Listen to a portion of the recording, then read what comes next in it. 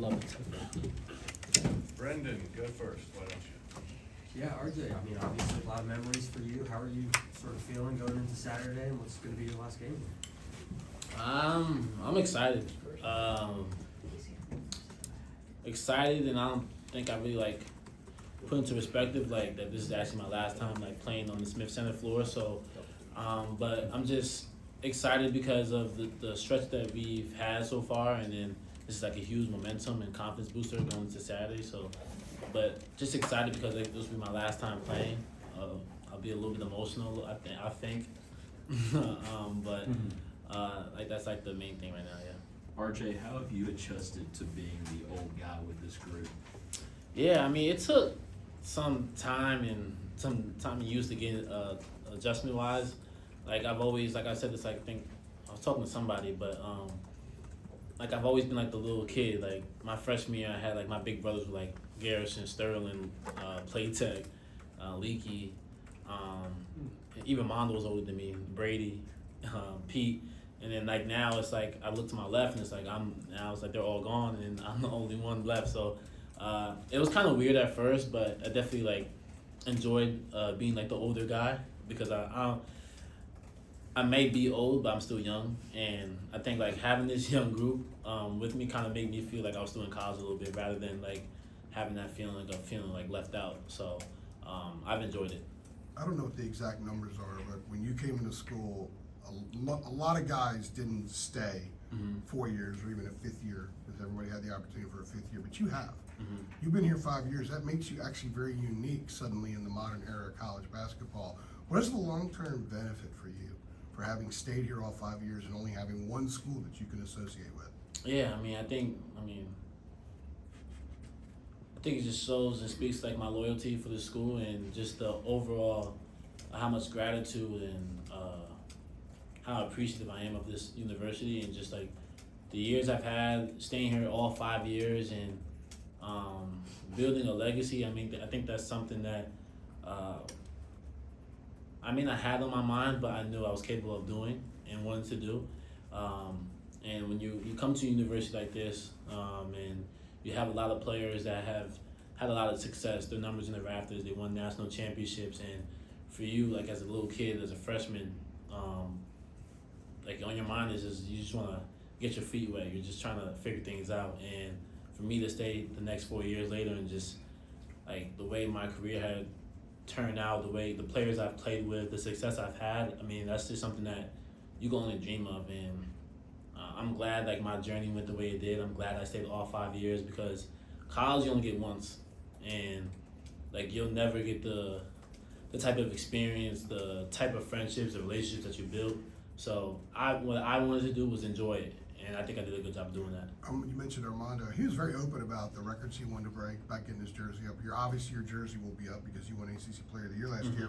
And your ride's not over yet. But how would you process your personal legacy here and how you might be remembered for what you've done here? Yeah, I don't know, like it doesn't feel real to me. I don't know, just because I'm still playing, and like it doesn't like to me like I don't think I've really put into like this magnifying glass of the magnitude of what I did last year. Like my numbers going in the rafters. Like I don't really think I like really sat back myself and actually started from freshman year up until now and like see like what I actually accomplished. And I think that's like just speaks to the type of kid I am.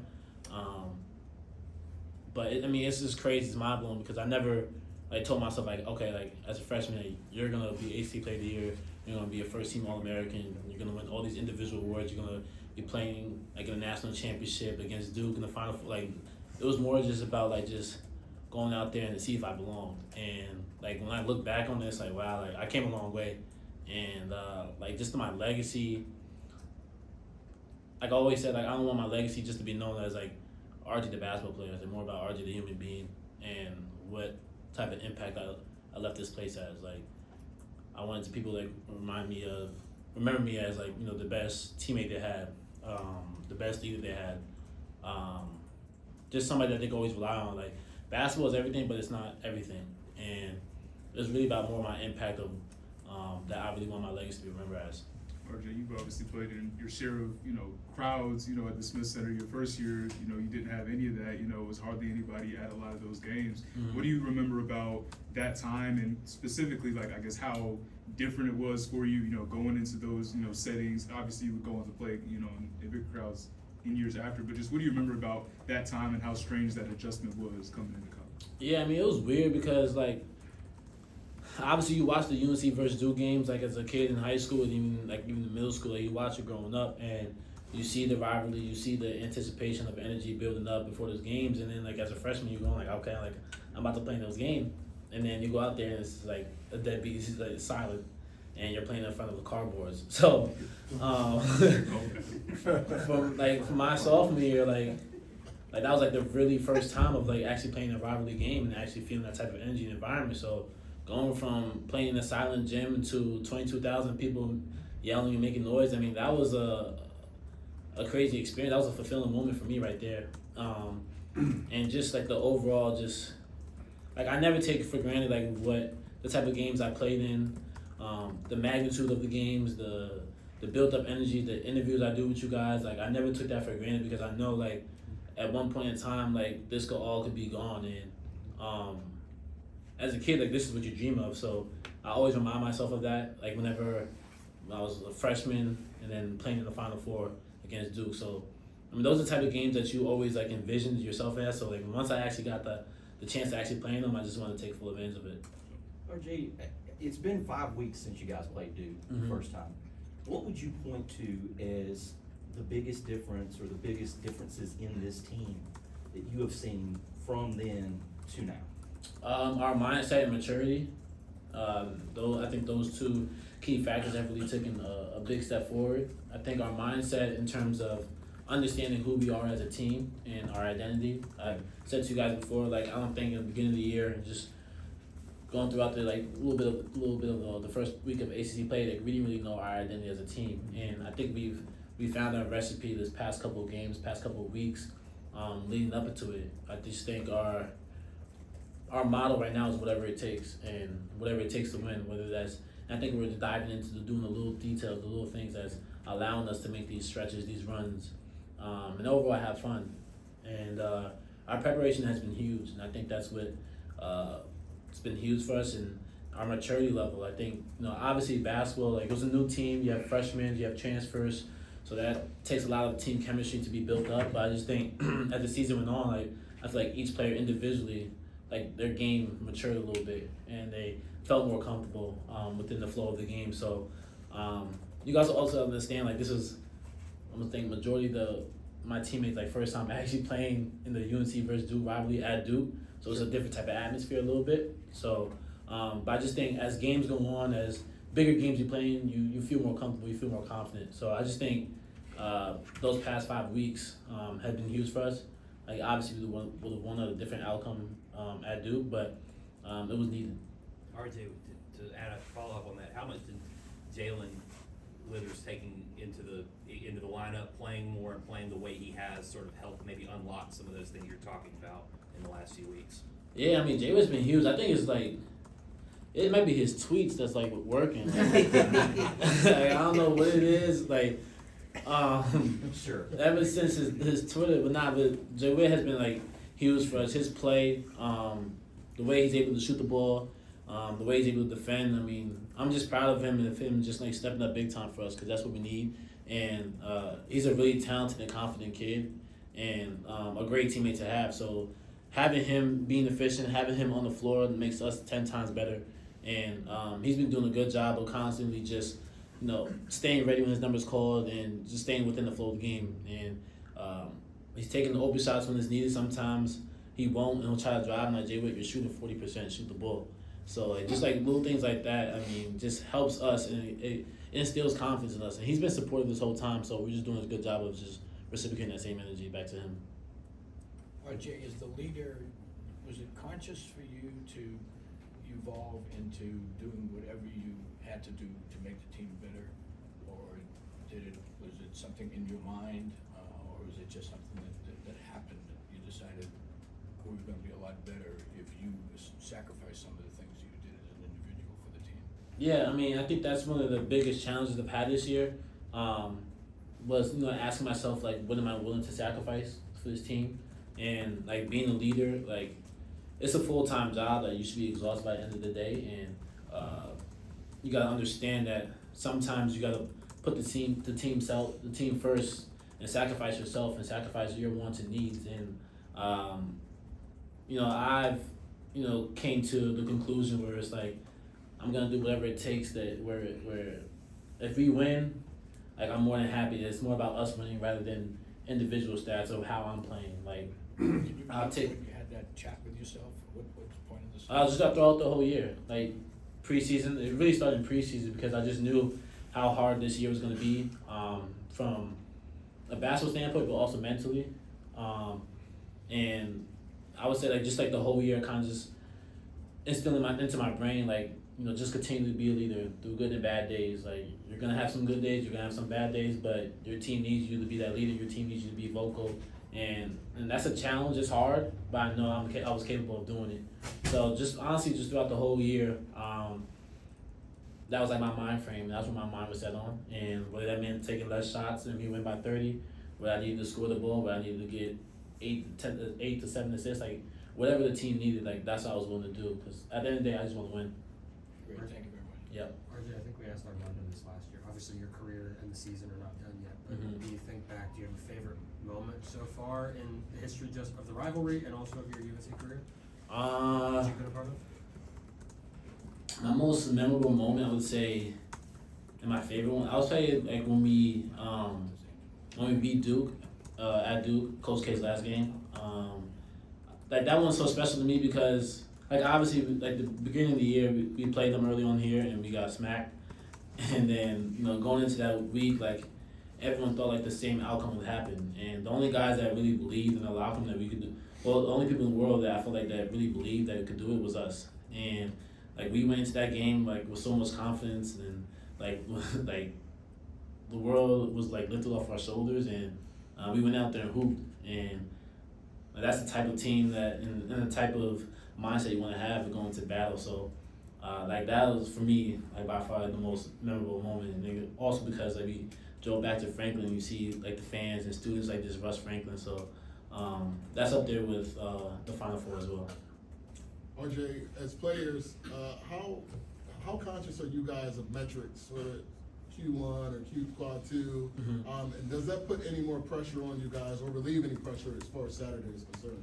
Yeah, I mean we're basically like called up on today about it. Like obviously there's a lot of metrics and different information that goes into it, but in terms of like wanting to win, like points wise, like winning by 20, compared to like winning by 10, like that means more. And I don't really know how like the quad net really works, but I do understand that like we put ourselves in position to make a run, and hopefully, and God willing, what I envision making the tournament as well. So we don't really put too much pressure on ourselves.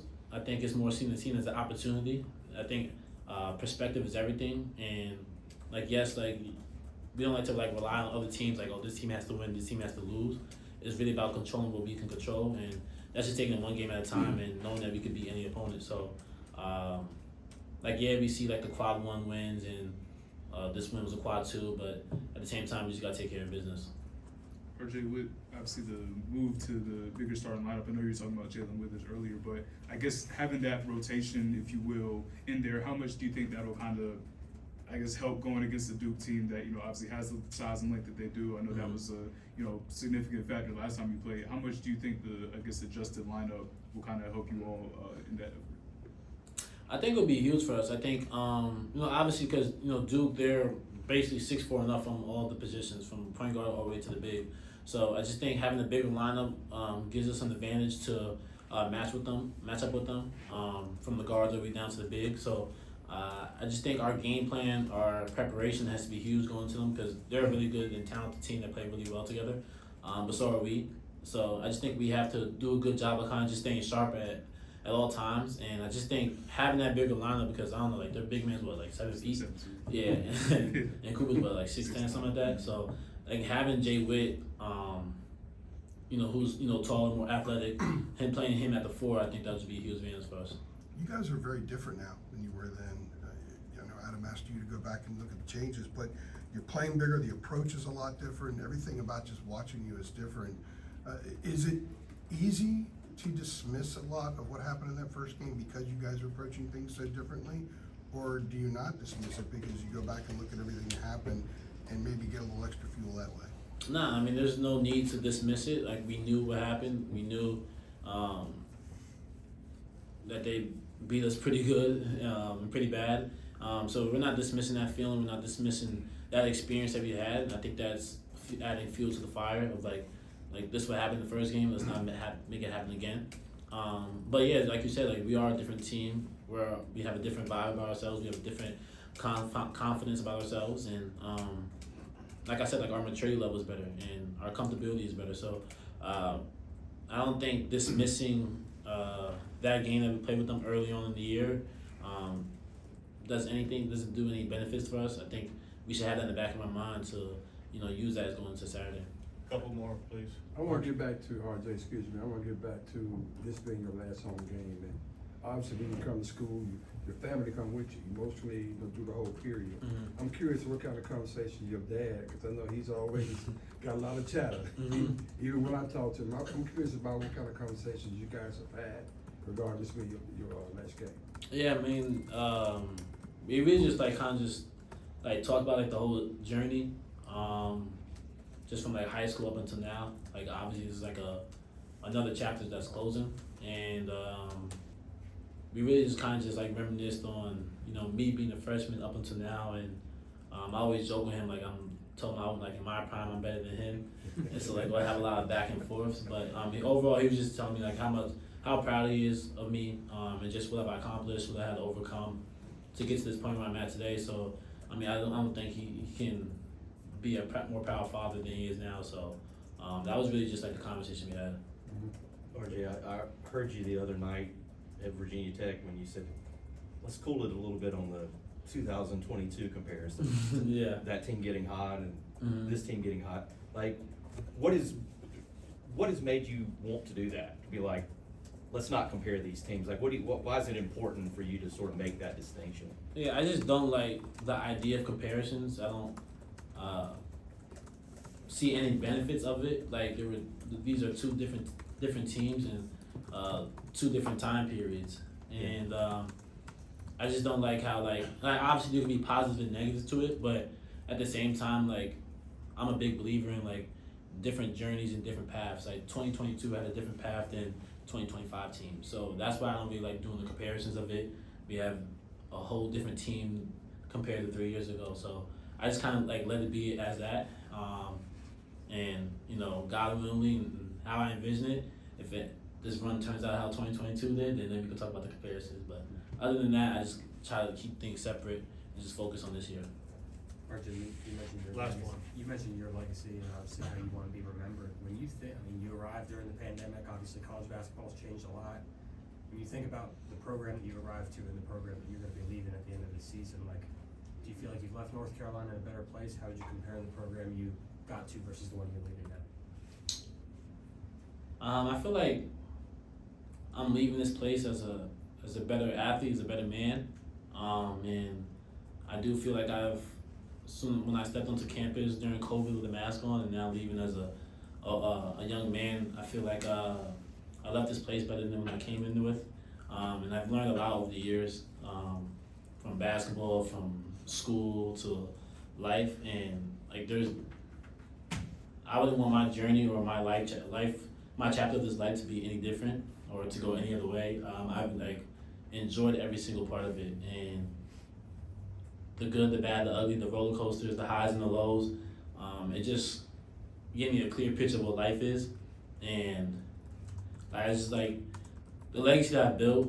I think it has a common theme of dealing with adversity and how to overcome that, and like that's what I really like preach on and harp on, because that's what life throws at you. Like, sometimes life will go your way, sometimes it won't, and how do you respond to that really defines like who you are as a person. So that's how I envision like my last 5 years of being here, and the legacy I've built here has been phenomenal, and I'm just proud of the way that I persevered through it all, and had fun through it, even when things weren't going my way. And that's really that's really all I can like just be proud of myself of is consistently being consistent, and even when others didn't think I was, just staying true to myself, and I think that's the best way to put it.